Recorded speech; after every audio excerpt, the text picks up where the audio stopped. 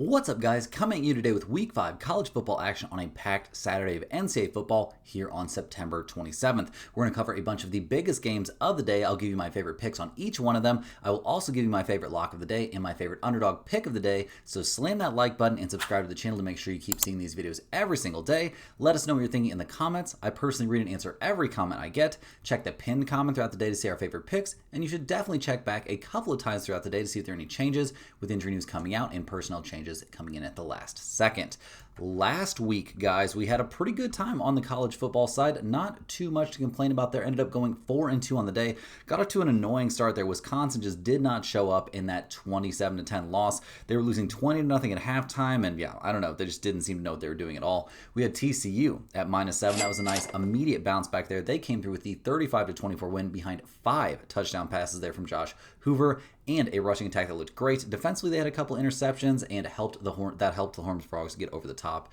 We had Arkansas State at -4.5. That was an annoying 21-28 loss. They were down 21-0 in the first quarter, then tried to make a comeback there against Kennesaw State, but couldn't make it all the way back. Not being able to stop the run or the pass, not a great look for the Red Wolves in that game. We bounced back once again, though. We had James Madison at -8. They came through with the 31-13 blowout behind a monster rushing attack, and their defense really dominated, except against the run. Doing that to Liberty might not be that impressive, but hey, we cashed in. We don't mind one bit.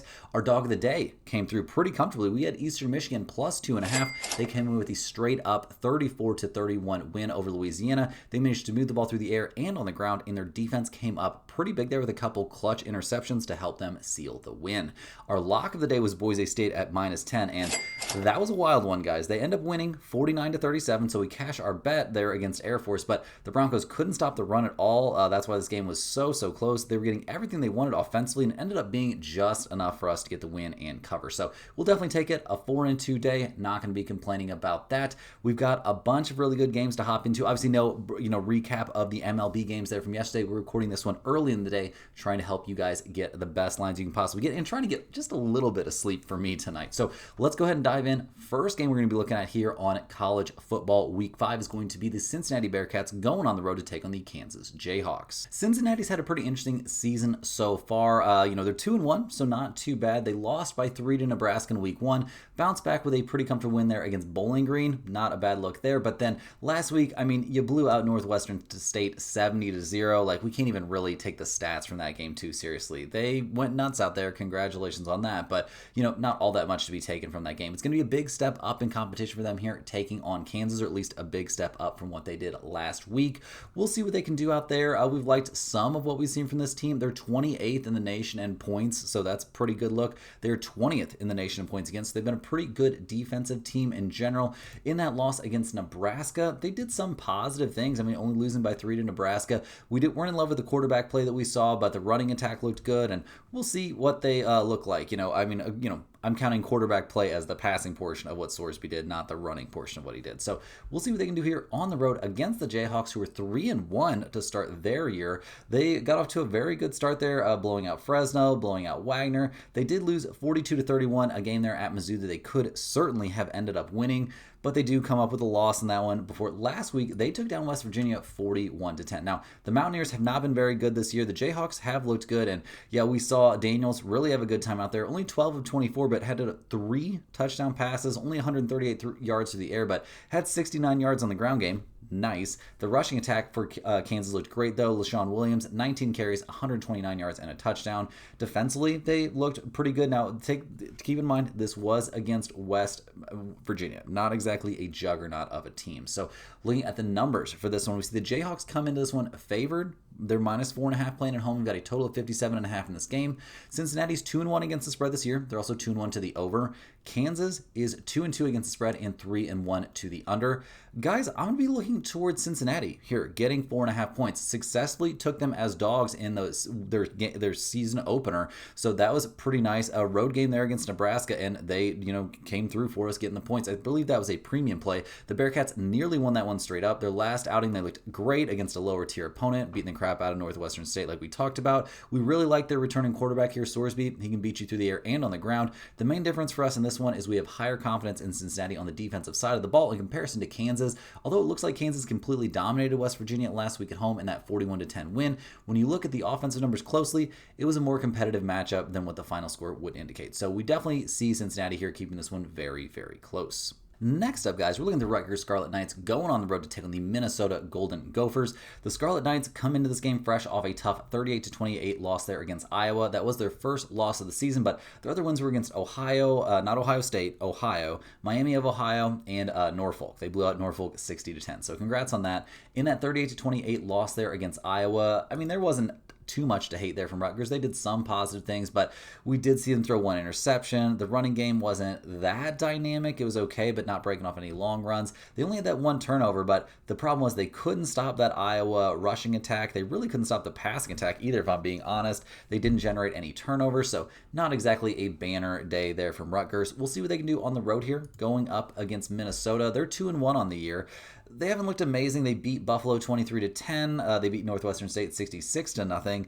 Their last time out, they lost 27-14 at Cal. I mean, we've seen the Golden Gophers do some positive stuff this season for sure, and it looked like they were headed in the right direction before a little bit of a hiccup there against Cal.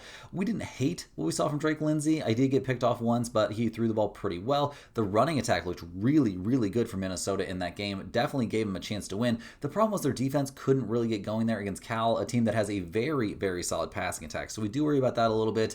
Also, 2 turnovers there from the Golden Gophers. Definitely mistakes that I think they are fully capable of correcting here this week. So looking at the numbers for this game, the Golden Gophers are 5-point favorites at home. We've got a total of 51.5. Rutgers is 2-2 against the spread this year. They're 4-0 to the over. Minnesota's 1-2 against the spread. They are 1-1 to the over/under this year. Guys, we're going to be backing Minnesota at -5 in this game. Not super high on this Rutgers squad. The Scarlet Knights weren't able to slow down Iowa at home last week, losing their 38-28. I just don't see the squad as much of a threat this season, especially with their star running back from last year having moved on to the NFL. Minnesota has been winning, like a little bit winning us over here with their defense. That's what I really think is going to be good. It's first in the nation in yards allowed. The Gophers still have work to do on the offensive side in terms of consistency, but with their home field advantage, I think Minnesota is going to come through with a win and cover in this one. I think they'll probably win this one by a touchdown. Hey guys, hopping here with a quick shout out to the sponsor today and every day's video, and that is StumpTheSpread.com. Click the link in the description to go over there and see the top confidence picks from our entire team of experienced cappers. Right now, our premium members are getting daily MLB, UFC, NFL, college football, and we have NHL hockey picks coming up before you know it, and the NBA season's getting ready to tip off. So we'll be covering all the major sports over there in the premium section. We've got a whole team of experts covering those games, so you definitely want to get over there to Stump the Spread and check that out. You also want to get over there to StumpTheSpread.com and see our exclusive free picks that are only posted there. That's where you'll find our free to use bet size calculator, and that's where you'll also find our premium top confidence picks, which might not and usually will not always match what you see from me here in the videos, as I'm not the premium MLB, NFL, NCAA football, or UFC handicapper over there at Stump the Spread. We've got a team of experts. Each guy has over a decade's worth of experience covering his given sport, and they've been doing a really, really great job here down the stretch. Last week, in terms of premium picks for NCAA football, had a couple of bad beats in there, but overall ended up 4-3 throughout the week. Cashed Iowa there. I believe that was a Friday night game at -2.5. That was a nice 1-unit win. Oklahoma -6.5. That was a 2-unit win. Missouri couldn't make it happen for us. Baylor, that was a tough one as well. Buffalo, that was a tough one, but we cashed Texas Tech getting 3 points as a 2-unit play, and UNLV came through for us -2.5. That was a nice 2-unit winner as well. So things have been going very well there in the NCAA football streets, but also MLB has been on quite the heater. You can see on the screen right now what they've done over the 24th and the 25th looked really, really good. Obviously recording this too early to recap what happened on the 26th. Hopefully that'll be a nice big winning day as well. You also, guys, even if you're not looking to sign up for anything, like you're not looking to spend money on this, I totally get that. You still want to go over there to StumpTheSpread.com and get on that free email list. All they need is your name and your email address to set up a free account. You'll get 1 email straight to your inbox every single day with at least 1 free pick in it, oftentimes 2 free picks. Parlays are included in those emails as well. Information on niche sports betting like golf, NASCAR, WNBA, all kinds of great information in there. There's going to be NBA write-ups coming out soon. NHL write-ups are already starting to come out. All kinds of great stuff covering NFL and college football right now. So you definitely want to get on that email list, guys. It's a fantastic resource, and it's absolutely free, straight to your inbox or your spam folder. So check your spam folder every single day. Also, if you're a huge fan of what you're seeing from us here every single day, you want to sign up for a YouTube channel membership, you can do that by clicking that little join button right below the video. Becoming a YouTube channel member makes you eligible for our members only giveaways. We give away a Stump the Spread hoodie here every single week. We'll be doing our next giveaway on the 29th. So we just put every single channel member's name in that big wheel. We put it up on screen in every video where we do a giveaway. We spin that wheel. Whoever it lands on gets a free hoodie mailed straight to their address. Also, channel members get early access to all of our videos, so it helps get you in on the early lines here, especially during football season. That can be pretty important. And you get your name on screen in every single video as a token of my appreciation. So big shout out to all my channel members out there. But now, guys, we got to dive back in. We've got a bunch more college football action to cover here on a very busy Saturday. And next up, we're going to be looking at the UCF Knights going on the road to take on the Kansas State Wildcats. UCF has gotten off to a great start to their season. 3-0 so far, taking down Jacksonville State 17-10, okay. Blowing out NCAAF, okay, but then really laying the wood there against UNC. Has to feel pretty great, a 34-9 win in that one. So they've looked really, really good here in the early goings in that blowout win over North Carolina team. It's not looking amazing, but also has some talent on the roster. We saw Jackson look great there under center, a touchdown pass, 223 passing yards, completed 25 of 32 passes. The running game continues to look very, very good. Having a dual threat quarterback is definitely pretty helpful. They took great care of the ball, no turnovers in that game, and defensively giving up 9 points, managing to not allow a 100-yard passer, generating a couple of interceptions there, and just very, very dominant stuff there from the Knights. They've looked really, really good this year, so we're pretty high on them. They're going on the road here to take on Kansas State. They have not had a great time to start their year. They're 1-3 overall. They did have a very good chance there in week 1 to knock off Iowa State, number 22 Iowa State, but end up losing 24-21. They did beat UND, but lost to Army by 3, and then lost 23-17 last week at Arizona. Just not exactly having the best time out there. Avery Johnson, 13 of 29 for 88 yards last week. That is a pretty rough day under center. The passing game obviously was terrible. The running game did get some work done there. Mostly, though, that was Jace Brown, that one 75-yard carry. Defensively, giving up 23 points is not the end of the world. They had 1 interception and 1 fumble recovery, but you generated 2 turnovers and you still lose by 6 and score only 17 points. That is pretty brutal stuff. So we'll see if they've got a bounce back in them this week. They're 5.5-point favorites at home, all the way up to maybe 6 if you look around. We've got a total of 48.5 in this game. The Knights are 1-1 against the spread this year. They are 2-1 to the under. Kansas State is 0-4 against the spread this season. They are 3-1 to the under themselves. Guys, I do think under 48.5 is live in this game. I know that's not a very big total for a college football game, but I think it's worth looking at. In terms of a side, I'll definitely take UCF and the points. I really think Kansas State simply hasn't earned this kind of respect, getting nearly a touchdown here. K-State's been one of the biggest disappointments in college football this season. They haven't had a good start to the year at all, going 1-3. That home loss against Army looks pretty bad. They are a little bit more talented than the results have been showing, but they need to earn it on the field before I feel good about taking them, getting this kind of respect there from the odds makers.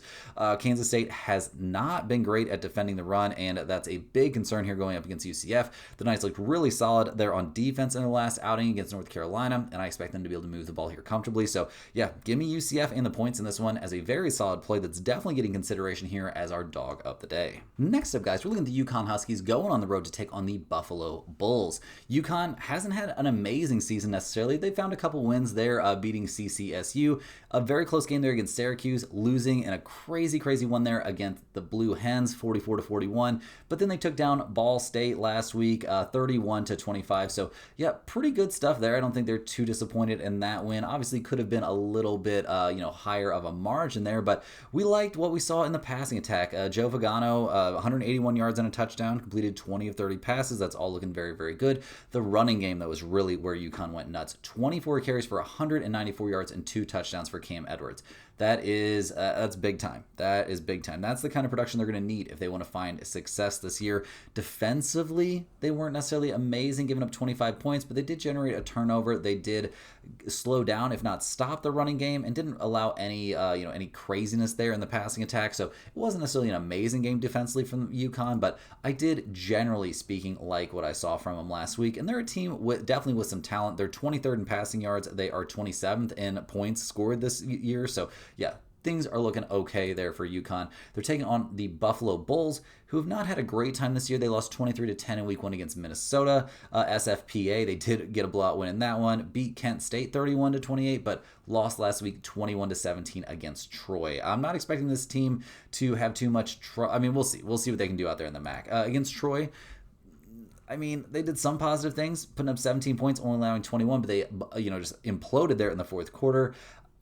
The quarterback play is just not getting me too jazzed up. They can run the ball a little bit, but their defense didn't look amazing there, especially at the end of the game. Seems like a team that might have some nerves. They did generate one turnover, but I'm not about to throw you a parade for losing 21-17 against the Troy Trojans. So looking at the numbers for this game, guys, we see Buffalo getting 3.5 points. We've got a total of 50.5.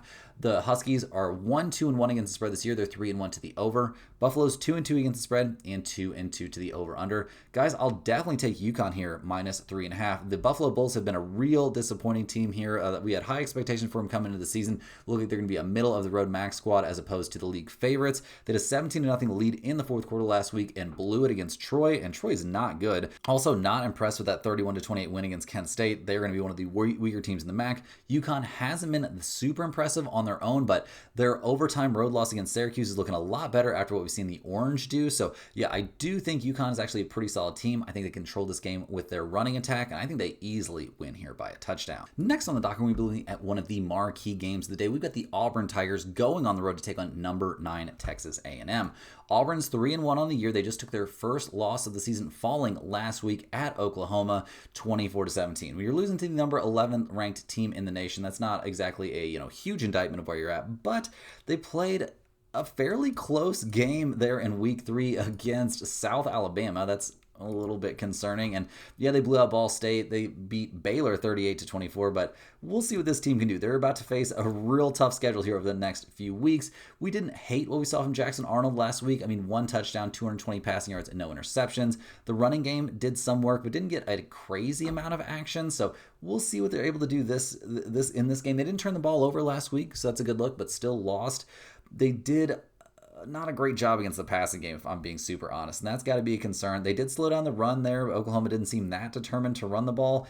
They generated 1 turnover, but still lost 24-17. So we'll see what they're able to do this week, going on the road to play in a pretty hostile environment, going up against number 9 Texas A&M. The Aggies are 3-0 on the year, blowing out USTA 42-24 in week 1, beating Utah State in week 2, and then last week, a crazy 41-40 win there against number 8 Notre Dame. Now, how good is Notre Dame this year? We're going to have to kind of wait and see. They'll definitely take that win, though. Loved what we saw from Marcel Reed, 360 passing yards, 2 touchdowns. He was picked off once, so that was a little bit annoying, but Moss was very good in the running game, 8 rushing touchdowns for him. 20 carries, 81 yards. That's a very, very good day. Looking like, Craver could be one of the better wide receivers out there right now. I mean, coming off an amazing day, 7 receptions for 270 yards and a touchdown. Just a very, very good day. Now, the defense was questionable, guys. They struggled against the run, which does make us a little bit worried for this game, but they did generate a turnover and, they come away with a win, so got to give them credit where credit is due. Looking at the numbers for this game, guys, we see the Aggies are 6.5 point favorites at home. We've got a total of 52.5 in this game. Auburn's 1-2-1 against the spread, 3-1 to the under on the season. Texas A&M is 1-2 against the spread. They are 3-0 to the over. I'm going to be leaning towards the Aggies here, playing at home at -6.5. I do like what we've seen from Auburn this season. Generally, this is simply a case where the schedule isn't doing the Tigers any favors. Auburn has already played tough road games against Baylor, Oklahoma, and now this back-to-back on the road spot coming off that emotional 17-24 loss against the Sooners is a big ask for this team. They are 77th in the nation in yardage, so not an elite level offense. Texas A&M really impressed us with their resilient win on the road against Notre Dame in their last outing, and Texas A&M has had extra time for prep for this contest. I like the Aggies to build off their recent positive momentum and come home with a nice at least 7-point win here, playing in front of the home fans. Next up, guys, we're looking at the number 1 team in the nation. We got the Ohio State Buckeyes going on the road to take on the Washington Huskies. Ohio State's 3-0 to start their year. They got off to a good beginning to the season with that big week 1 14-7 win against then number 1 Texas. So makes sense that they're now number 1 in the nation, but with how Texas has looked, I kind of feel like Ohio State hasn't had, a huge marquee win. I mean, yet, I don't know. It's hard to say. It's hard to say. That 14-7 win against Texas, great. A 70-0 win against Grambling, okay, that was a walkover. And then a 37-9 win their last time out, and that was taking down Ohio, the Ohio Bobcats. So we'll see what they can do in this one. In that win against the Bobcats, we liked what we saw pretty much across the board. A couple interceptions there is a bit of a concern. Going to have to clean that up. Bo Jackson was a monster there in the running attack. Definitely looked like Ohio State wasn't going to have too much trouble moving the ball in that game. They did turn the ball over, though, and a couple turnovers is not a great look. Defensively, they were monsters, but they're supposed to dominate Ohio. The talent discrepancy in that game was very, very noticeable. So a good showing there for Ohio State. They're about to be a little bit more tested in this one, though. They're going on the road to take on the Washington Huskies, who are 3-0 themselves. They took down Colorado State 38-21, a blowout win there over UC Davis, and then last week against Washington State, a 59-24 beatdown. The Huskies doing some good stuff this year. I'm actually fairly impressed with what I'm seeing from them. I mean, Damon Williams Jr., 4 touchdown passes and nearly 300 yards through the air last week. He also did a lot of work with his legs, 88 yards and a touchdown on the ground, and they can run the ball just in general. So, yeah, 3 rushing touchdowns last week. Defensively giving up only 24 points and not turning the ball over themselves. Very, very good. They generated 3 turnovers in that one.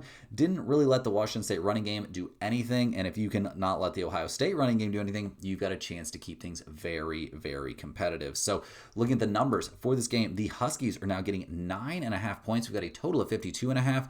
Ohio State's 2-0-1 against the spread. They're 2-1 to the under. Washington is 2-1 against the spread, and they're 3-0 to the over. No major lean on the total here, guys, but I really like the Washington Huskies here getting 9.5 points. This is a potential dog of the day play. Ohio State should come away with the win in this one. Don't get me wrong, but I feel like Washington has the talent, and with home field advantage, they should make it very, very tough here on the Buckeyes. Washington usually ranks better than the Buckeyes at this point in the season offensive output, and we love what the Huskies have shown through their ground game. The added element of a dual threat quarterback is definitely super helpful. We successfully faded Ohio State at home in their last outing there against Ohio. Very interested to see what the Buckeyes show in their first true road game of the season. I think this is a great spot to take Washington. You're probably going to be fading a lot of public money here, which feels great. So definitely think the Huskies here at +9 are a fantastic play. Next on the docket, guys, we're going a bit off the beaten path to look at the Rice Owls going on the road to take on the Navy Midshipmen.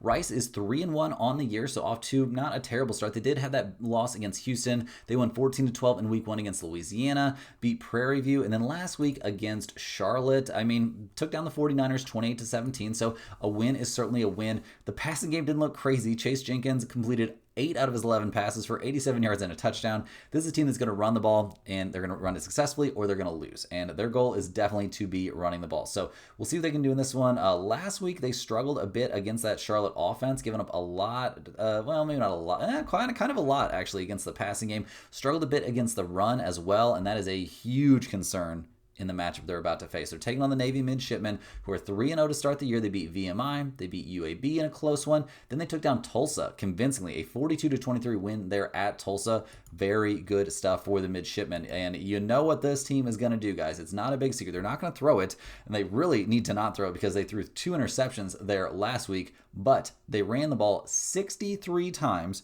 for 367 yards and 5 rushing touchdowns. Yeah, dominant stuff. They looked pretty good defensively, generated an interception, maybe struggled just a hair against the run, nothing too crazy, but generating 2 turnovers. Very, very good stuff, what we saw from Navy last week. So we'll see if they're able to get the job done here against Rice. They're playing really, really well. The Midshipmen are 14-point favorites. We've got a total of 45 in this game. Rice is 2-2 against the spread, 3-1 to the over. Navy is 2-1 against the spread and 3-0 to the over. So we definitely think over 45 has a chance in this game, despite both teams wanting to run the ball like crazy. So we'll see how that goes, but I do think the over is live. In terms of a side, we'll definitely take Navy here at -14. Rice has opened the season looking okay, 3-1. A lot of this has to do with their schedule. They're still a program in rebuild mode in terms of their overall talent. I'd rank the Owls towards the bottom tier of the FBS. Navy has one of our favorite quarterbacks in the FBS with Blake Horvath, who's a massive threat there in the ground game, not so much on the passing game with what he did last week. Navy is almost impossible for Group of 5 defense to slow down as they rank first in the nation in rushing. I definitely think we see Navy come through with a blowout win here against a Rice team that's being overvalued based on their record. Next on the docket, guys, looking at another one of the big games out there, we've got number 15 Tennessee going on the road to take on the Mississippi State Bulldogs. Tennessee, 3-1 on the season. They took that one loss there against Georgia, losing that game 44-41. Other than that, they haven't faced a lot of tough competition, although that week 1 win over Syracuse is looking a bit better. in their win against UAB last week, they did win 56-24. The Blazers are obviously not a real college football team. Exactly, more of a threat there on the basketball side of things. We liked what Aguilar did through the air. Kind of 15 of 22, 218 yards, 3 touchdowns, but he was picked off once. The running attack got going, pretty comfortably, which is what you would expect in this matchup.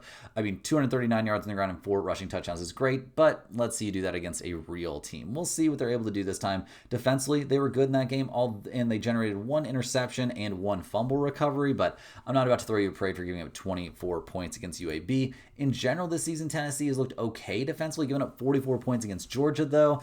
I don't know. We'll see what they're able to do going on the road to play in a pretty hostile environment here against the Mississippi State Bulldogs, who are 4-0 this season. They've been cruising in the early bit. They beat USM 34-17 to open the year, but then a great game after that, taking down number 12 Arizona State. That was a very good game. Blew out Alcorn, and then last week against Northern Illinois, the Huskies there, they won that game 38-10. Very, very comfortable win there. Blake Shapen, 160 yards and a passing touchdown. Very, very good stuff there. But the running attack is where things went nuts there for Mississippi State. Just dominant stuff. Almost 300 rushing yards and 4 rushing touchdowns on 50 carries or 49 carries. Very, very dominant stuff. They didn't turn the ball over in that game, and their defense looked excellent, giving up only 10 points. Generated 1 interception there and didn't let the running game or the passing game get going at all.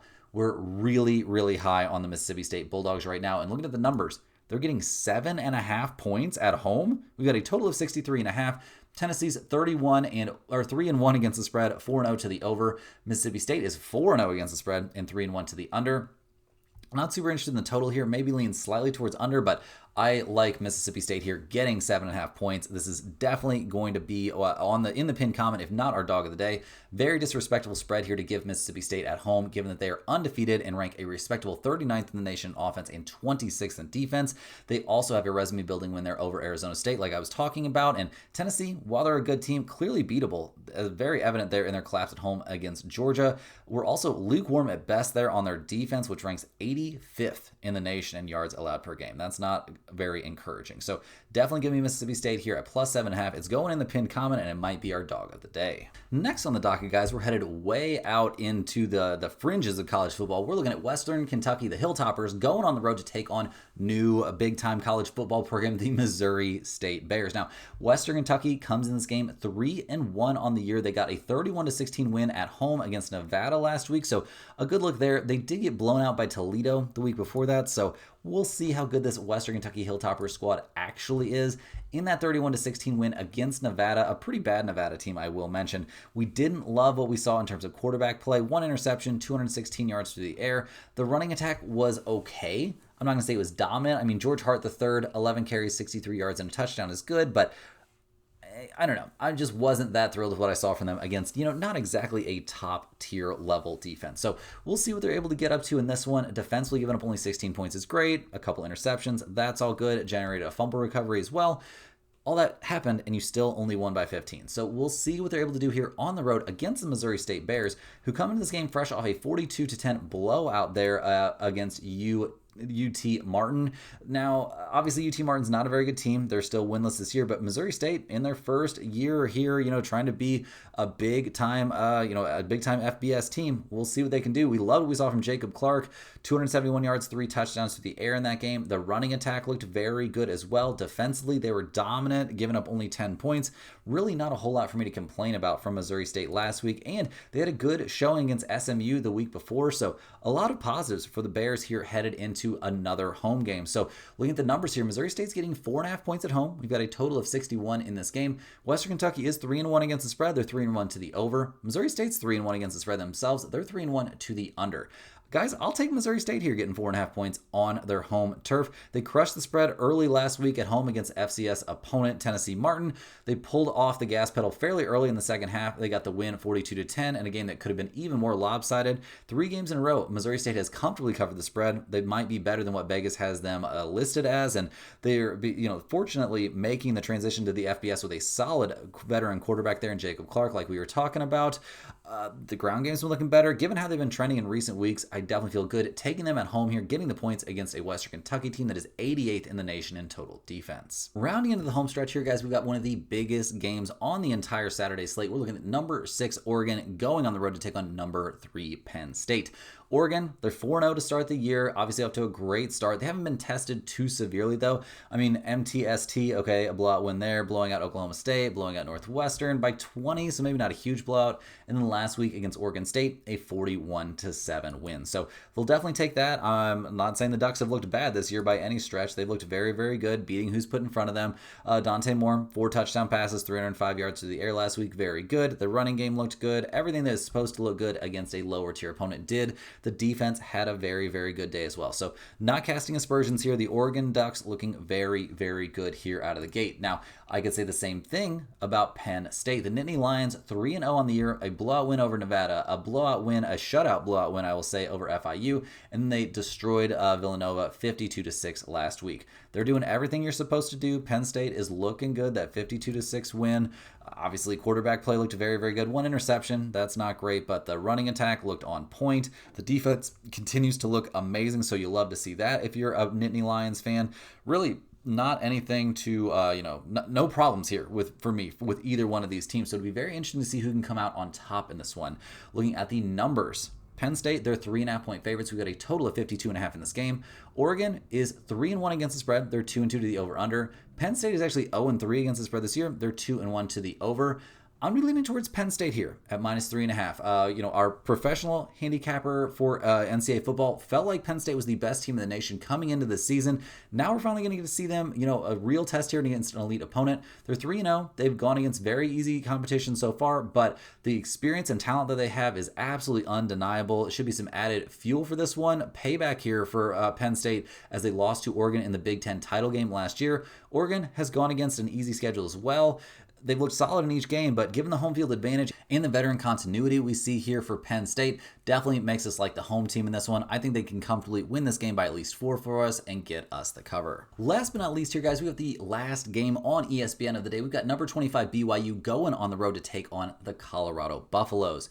BYU comes into this game undefeated on the year. They, easy games to start things off. A 27-3 win against Stanford. Last week, a 34-13 win over a very solid East Carolina Pirates team that's been doing some good stuff this year. BYU, we've liked what we've seen just in general. I mean, 18 of 25 there from Buckmeyer, 246 yards and a touchdown. Nothing wrong with that. No interceptions, no turnovers on the day there for BYU against, like I was saying, guys, a pretty good ECU squad. The running attack is looking dangerous. LJ Martin, 14 carries, 101 yards and a touchdown in the ground game. I mean, there's just so many positive things to say right now about what BYU is doing out there. Like defensively, they were very good. 2 interceptions in that game. They also held the, not the receiving game that much in check, but held the running game down quite a bit. Really liked what we saw from BYU, but now they're about to face much more of a real test than what they have so far this year. They're taking on a Colorado team that is 2-2 on the season. They got the 37-20 win against Wyoming last week. They did lose to Houston, but beat down a Delaware Blue Hens team that might not be terrible. They lost to Georgia Tech 27-20 in week 1. Last week, we loved what we saw from Caden Slater, guys. 18 of 28, 304 passing yards, and 3 touchdowns without an interception. He also ran for a touchdown and 86 yards on 11 carries. This dude looks like he can carry this offense all on his own, but he doesn't really have to. They've got other guys that can run the ball pretty successfully. The receiving group is starting to round into form. We did see that 1 turnover, but a 37-20 win, you'll definitely take that. Defensively, they did okay, keeping the passing game kind of in check there for Wyoming. They did struggle a little bit against the run, which is a bit of a concern in this game, but I think both teams are going to be able to move the ball. So looking at the numbers for this game, guys, Colorado is getting 6.5 points at home. We've got a total of 49.5. BYU's 3-0 against the spread. They're 2-1 to the under. Colorado's 1-2-1 against the spread. They're 2-2 to the over/under. I'll definitely take Colorado here getting 6.5 points. They came through against the spread last week at home, beating up on Wyoming. I feel much better about them going forward here as long as they, are going to, stick with Salter there at quarterback. I can't imagine them switching things up. Now there's no news that they're doing that. Looked really, really good last week. This should be a tough spot for BYU. Second leg of a back-to-back road trip. They have faced an easy schedule thus far. We'll see what they look like here against Big 12 competition. I'm not quite as high on BYU after they lost their starting quarterback there, Reslaf, to Tulane late in the offseason. I feel like their strong defensive numbers have been inflated a bit by their schedule. I definitely think this is a spot where we can see, Colorado keep this thing very, very close. You could also maybe talk me into the over here, but I think the Buffaloes are the better lean. Guys, that's all the games we have here for today on a very busy Saturday of college football action. Hit that like button for good luck on all of your bets. Subscribe to the channel if you're new around here, and let me know in the comments any questions you have on today's slate. I'm more than happy to get down there in the comments and answer any questions you have. I appreciate everyone watching these videos. Make sure you're getting over to stumpthespread.com. That's where you can get on that free email list. It's a great resource every single day. That's also, maybe more importantly, where you can find our top confidence picks. Our premium picks have been red hot, guys. You definitely want to get in on that. They can pay for themselves in the span of just a single day for an entire week, month, whatever of picks. So definitely check that out if you're a serious sports bettor. And guys, we'll see you right back here tomorrow where we'll break down the entire NFL slate. And this is where you'll find us for more sports betting action.